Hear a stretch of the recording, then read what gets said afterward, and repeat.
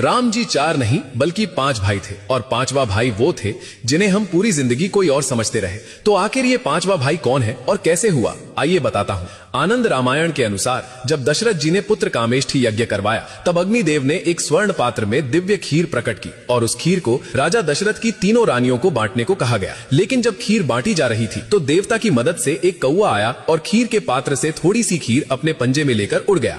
फिर वही खीर वायुदेव की कृपा से तपस्या में लीन माता अंजना तक पहुंचाया गया और उसी खीर से हुआ हनुमान जी का जन्म। यानी जिस खीर से राम का जन्म हुआ उसी खीर की वजह से हनुमान भी प्रकट हुए। इसलिए कई संतों ने कहा हनुमान जी राम जी के 5वें भाई हैं। अब सुनिए प्रमाण। तुलसीदास ने स्वयं हनुमान चालीसा में बताया है, तुम मम प्रिय भरत ही संभाई, यानी कि हे हनुमान तुम मेरे लिए भरत के समान हो। और इससे भी बड़ा तथ्य श्री रामचरितमानस में 5 बार भरत जी हनुमान जी को भ्राता कहते हैं। ये भाव नहीं शास्त्रीय संकेत है। हाँ, मैं मानता हूँ कि श्री राम का जन्म राजकुलों में हुआ और हनुमान जी का जन्म वानर कुल में हुआ, लेकिन भक्ति भाव से देखा जाए तो दोनों ही भाई ही थे। इसलिए तो प्रकृति ने भी आगे जाकर इन दोनों को मिला दिया। इसलिए हनुमान सिर्फ भक्त नहीं थे, वो भाई भी थे, रक्षक भी थे और भक्त भी थे और श्री राम के संकल्प की जीवित शक्ति थे। अब आप कमेंट्स में बताइए कि श्री राम के लिए हनुमान जी क्या थे, केवल एक भक्त थे या फिर भाई थे या दोनों से भी ऊपर। जय श्री राम।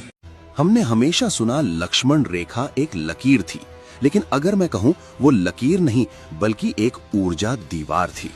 वो सिर्फ एक सुरक्षा चक्र नहीं बल्कि प्राचीन ब्रह्मांडीय टेक्नोलॉजी थी जिसे मॉडर्न साइंस आज भी पूरी तरह समझ नहीं पाई। और उसका नाम था लक्ष्मण रेखा नहीं, सोम तिथि विद्या। इस विद्या का रहस्य वेदों में छिपा है और उसका बीज मंत्र कुछ ऐसा था, सोमम ग्रही व्रतम रत स्वाहा वेतु संभव ब्रह्मय वाचम प्रमाणमग्नम ब्रह्म रेते अवस्थी। ध्यान देना, ये मंत्र किसी पूजा का नहीं था, ये एक एक्टिवेशन कोड था। आधुनिक भाषा में कहें तो सोम तिथि वो शक्ति थी जो अग्नि, जल और वायु के कणों को एब्जॉर्ब करके उन्हें एक एनर्जी बैरियर में बदल देती थी, एक इनविजिबल शील्ड जैसी आज साइंस फिक्शन फिल्मों में दिखाई जाती है। लेकिन ये हजारों साल पहले रियल था।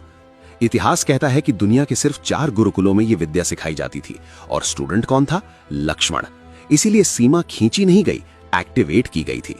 ऋषि संगी कहते हैं महाभारत में अस्त्र चले लेकिन उनकी ऊर्जा युद्ध भूमि से बाहर क्यों नहीं फैली?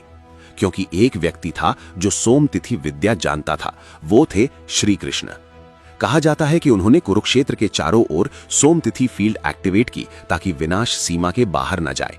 ये सिर्फ मिथ नहीं हो सकता, ये रेडिएशन शील्डिंग का सबसे पुराना एविडेंस भी हो सकता है। समस्या क्या है?